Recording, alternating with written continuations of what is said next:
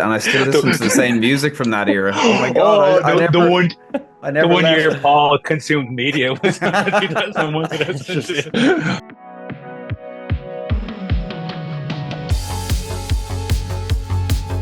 Okay, so you'll kill me, but it's again going back to WrestleMania 17, but it spans a long era.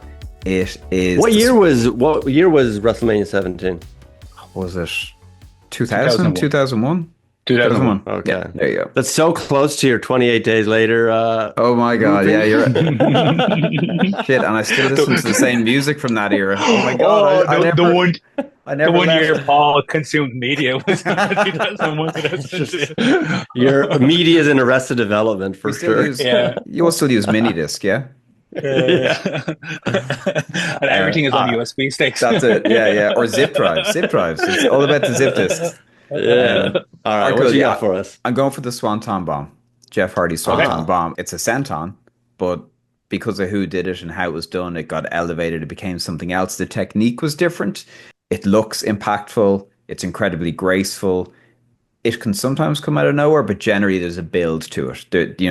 There's a move before it that sets it up. Or again, in tag team wrestling, Matt hits his finish and then Jeff hits his finish. And it's a 1-2. There's no way you're getting up for that. You'd be doing it off the turnbuckle, a 10-foot ladder, a 12-foot ladder, a 20-foot ladder, doing it off the rigging for the arena, doing it off entranceways, doing it off trucks outside, doing it off anything, doing it off the Hell in a Cell cage. It's iconic. It gets people out of their seats. Still to this day, people get up out of their seats to look at this move.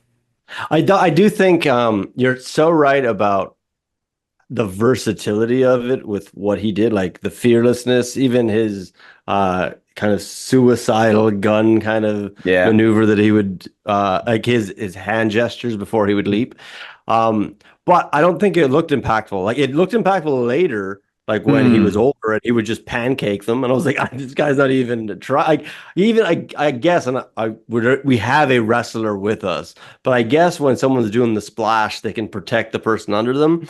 I don't know how you protect somebody when you're landing on your back on their front. I'm not really sure where the gimmick of that is. But before it's kind of the same as like, a senton, a normal senton someone would do. Like if the impact is like as their back hits you, it's forward momentum, so it's like it feels like a hard tap versus a pancake, So if he hits it perfectly, he's just gonna bounce off you, and you'll feel it, but it won't hurt.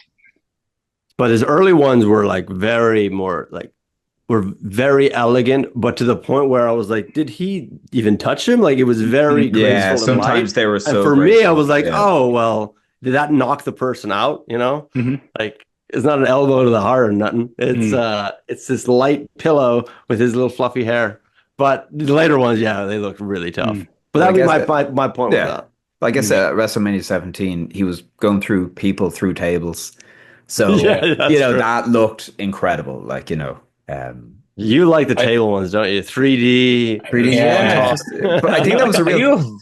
Are you a violent person? I hear like it was a real good time for innovation. I think I came in at the right time. But Richie, you've probably taken a swanton or a senton. I have. I have. Yeah. As I said, it depends on the person giving them. Like I've taken sentons that are like the wind gets taken out of it.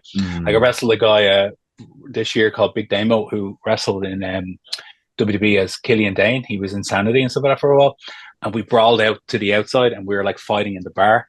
And he slammed me on the ground in the bar, which hurt like hell anyway. And then he stood on top of me with 2 feet like this. And I was already winded because he's a heavy guy. He's like 300 pounds or something like that. And then he just jumped into a senton, but he landed like straight on me. And I was like, I felt like for like a couple of seconds afterwards, I couldn't breathe because that was just like all impact. But most of the time, they just kind of bounce off. I think with Jeff's, when I think of him, I think of the more memorable ones, which would be the ones off the ladders and through the tables and stuff like that. He has won some great matches with it, and obviously I think he won the world title with it and stuff like that. But I always do think of more of the stunts than the actual move. But I think it definitely should be considered. I think it's one of the most memorable. As far as like, there's a lot of high flying moves. Obviously, one is pitched quite early. There's moonsaults and swantons and elbows and corkscrews and all that kind of stuff. But I think the only two you'd probably put or even consider for a Mount Rushmore will be the Swanton Bomb on the elbow. So yeah, let's keep it up. Cool. All right.